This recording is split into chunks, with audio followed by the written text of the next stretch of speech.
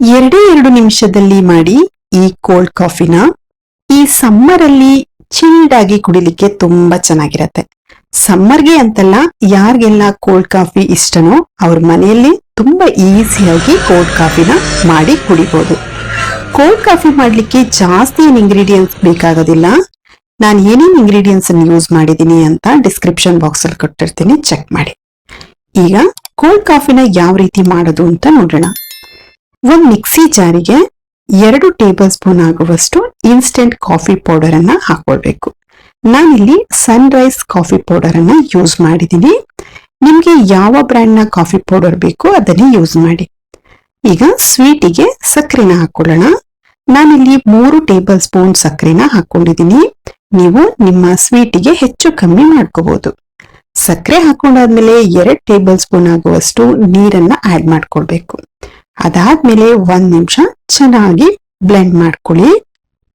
ನೀವಿನ್ನು ನಮ್ಮ ಪೇಜ್ಗೆ ಹೊಸಬ್ರಾಗಿದ್ರೆ ದಯವಿಟ್ಟು ನಮ್ಮ ಪೇಜನ್ನ ಫಾಲೋ ಮಾಡಿ, ಹಾಗೆ ಸಪೋರ್ಟ್ ಮಾಡಿ.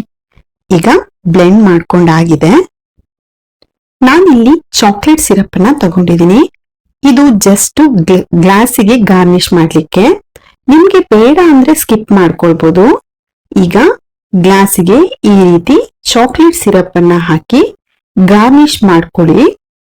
ನೀವು ಹೊರಗಡೆ ಹೋಗಿ ಕೋಲ್ಡ್ ಕಾಫಿನ ಕುಡಿಯೋದಕ್ಕಿಂತ ಮನೆಯಲ್ಲೇ ತುಂಬಾ ಈಸಿಯಾಗಿ ಮಾಡಿ ಕುಡಿಬಹುದು. ಟೇಸ್ಟ್ ಅಂತೂ ತುಂಬಾ ಚೆನ್ನಾಗಿರುತ್ತೆ. ಹಾಗೆ ತುಂಬಾ ಕಡಿಮೆ ಟೈಮ್ ಅಲ್ಲಿ ನೀವು ಇದನ್ನ ಮಾಡ್ಕೊಳ್ಬಹುದು. ಈಗ ಗ್ಲಾಸಿಗೆ 2 ರಿಂದ 3 ಐಸ್ ಕ್ಯೂಬ್ ಗಳನ್ನ ಹಾಕೊಂಡಿದೀನಿ. ಹಾಗೇನೆ ನಾವು ಬ್ಲೆಂಡ್ ಮಾಡ್ಕೊಂಡಿರೋದನ್ನ 2 ಟೇಬಲ್ ಸ್ಪೂನ್ ಆಗುವಷ್ಟು ಆಡ್ ಮಾಡ್ಕೊಳ್ಬೇಕು. 1 ಗ್ಲಾಸ್ ಕಾಯಿಸಿ ಆರಿಸ್ಬಿಟ್ಟು ಫ್ರಿಡ್ಜ್ ಅಲ್ಲಿ ಇಟ್ಟಿದ್ದೆ ಹಾಲನ್ನ, ಚಿಲ್ಡ್ ಆಗಿರೋ ಹಾಲನ್ನೇ ಯೂಸ್ ಮಾಡಿ ಅದನ್ನ ಹಾಕೊಂಡಿದೀನಿ. ಹಾಗೆ ಮೇಲ್ಗಡೆ ಗಾರ್ನಿಶ್ಗೆ 1 ಟೇಬಲ್ ಸ್ಪೂನ್ ಆಗುವಷ್ಟು ಚಾಕ್ಲೇಟ್ ಸಿರಪ್ ಅನ್ನ ಹಾಕಿ ಗಾರ್ನಿಶ್ ಮಾಡ್ಕೊಂಡ್ರೆ ಸೂಪರ್ ಟೇಸ್ಟಿಯಾದ ಕೋಲ್ಡ್ ಕಾಫಿ ಮನೇಲಿ ರೆಡಿ ಆಗತ್ತೆ. ನೀವಂತೂ ಮಿಸ್ ಮಾಡ್ದೇನೆ ಟ್ರೈ ಮಾಡಿ. ಹಾಗೆ ವಿಡಿಯೋ ಇಷ್ಟ ಆದ್ರೆ ಲೈಕ್ ಮಾಡಿ, ನಿಮ್ಮ ಫ್ಯಾಮಿಲಿ ಮತ್ತೆ ಫ್ರೆಂಡ್ಸ್ ಜೊತೆಲಿ ಶೇರ್ ಮಾಡಿ. ಯಾರೆಲ್ಲ ಇನ್ನು ನಮ್ಮ ಚಾನೆಲ್ಗೆ ಸಬ್ಸ್ಕ್ರೈಬ್ ಮಾಡಿಲ್ಲ, ದಯವಿಟ್ಟು ನಮ್ಮ ಚಾನೆಲ್ ಅನ್ನ ಸಬ್ಸ್ಕ್ರೈಬ್ ಮಾಡಿ, ಹಾಗೆ ಸಪೋರ್ಟ್ ಮಾಡಿ. Thank you.